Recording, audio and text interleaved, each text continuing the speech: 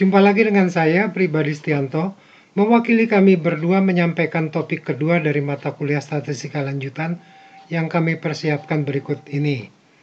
Materinya adalah pengujian hipotesis dengan distribusi C kuadrat. Pada video bagian 3 ini disajikan submateri pengujian hipotesis independensi. Silakan disaksikan.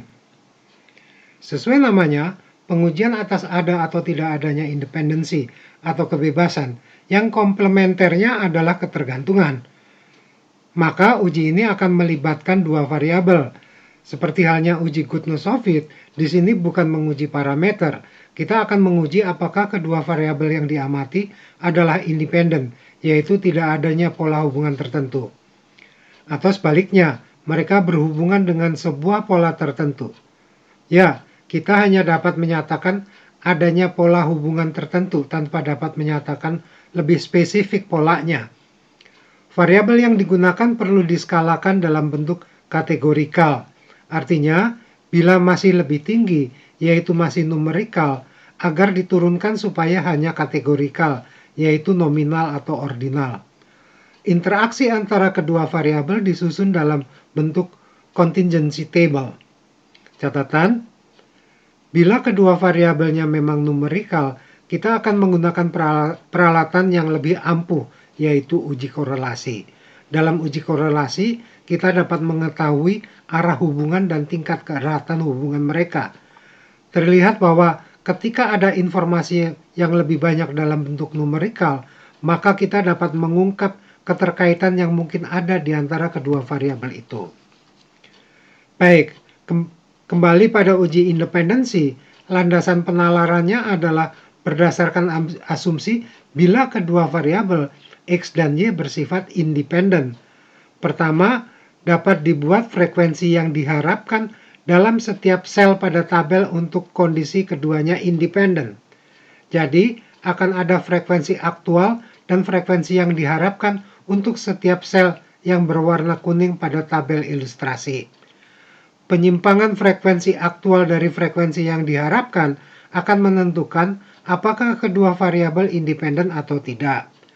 Penyimpangan yang terlalu jauh akan menyebabkan kita berkesimpulan bahwa perbedaan atau penyimpangan itu bukan sebatas sampling error, melainkan karena adanya kekuatan nyata.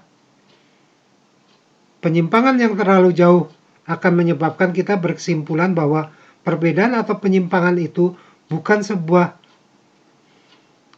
Penyimpangan yang terlalu jauh akan menyebabkan kita berkesimpulan bahwa perbedaan atau penyimpangan itu bukan sebatas sampling error, melainkan karena adanya kekuatan nyata yang mendasarinya, yang merupakan petunjuk adanya pola hubungan tertentu di antara keduanya. Kadar penyimpangan dinyatakan dalam bentuk seperti pada goodness of fit, yaitu dalam bentuk variasi, dan relatif terhadap nilai yang diharapkan. Karena sajian dalam bentuk tabel silang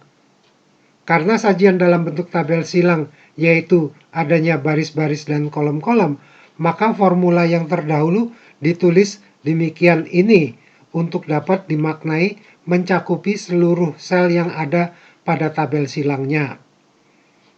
Sebelum dilanjutkan, ada satu catatan penting, yaitu bahwa nilai sebuah frekuensi yang diharapkan tidak boleh kurang dari 5.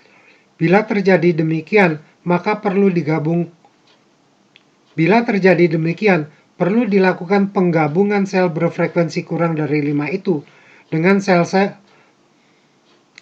Bila terjadi demikian, maka perlu dilakukan penggabungan sel berfrekuensi kurang dari 5 itu dengan sel atau sel-sel di sekitarnya. Penggabungan dilakukan terhadap susunan data aktual untuk dilakukan penghitungan ulang statistik ujinya. Tindakan penggabungan dengan sendirinya dilakukan terhadap 2 atau lebih baris ataupun terhadap 2 atau lebih kolom. Kita lanjutkan dengan prosedur ujinya. Berdasarkan uraian pada frame sebelumnya, maka pemahaman pada uji goodness of fit seperti apa jadinya desain. Berdasarkan uraian pada frame sebelumnya dan pemahaman pada uji goodness of fit, seperti apa jadinya desain dari pengujian ini? Silahkan putar ulang video terdahulu.